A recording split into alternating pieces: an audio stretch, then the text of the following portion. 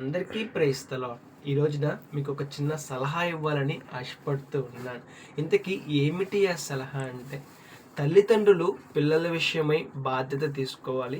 పిల్లలు తల్లిదండ్రుల విషయమై బాధ్యత తీసుకోవాలి. అంతే కదా! తల్లిదండ్రులు పిల్లల విషయమై బాధ్యత తీసుకోవాలి.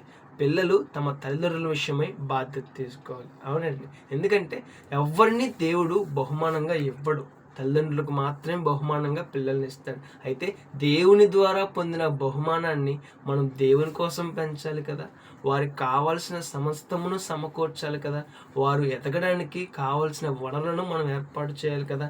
అయితే చాలామంది తల్లిదండ్రులు తమ పిల్లల విషయమై అజాగ్రత్తగా, నిర్లక్ష్యంగా జీవిస్తూ వారికి అందించాల్సిన బంగారు భవిష్యత్తును అందించకుండా వారిని నష్టాల గుండా నడిపిస్తున్నారు. గమనించాలి. మీ యొక్క పిల్లల విషయమై దేవుడు తల్లిదండ్రులను లెక్క అడుగుతాడు. రెండవది ఏంటంటే, తల్లిదండ్రుల విషయమై పిల్లల్ని లెక్క అడుగుతాడండి దేవుడు. అవును, మనల్ని ఇంత గొప్పవారుగా చేసింది మన తల్లిదండ్రులే కదా!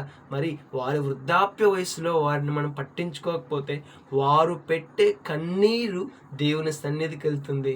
దేవుని సన్నిధిలో ఉన్న కన్నీరు మనల్ని లెక్క అడుగుతుంది. ఒకసారి ఆలోచించేద్దాం. తల్లిదండ్రులకు పిల్లల పట్ల బాధ్యత ఉంది.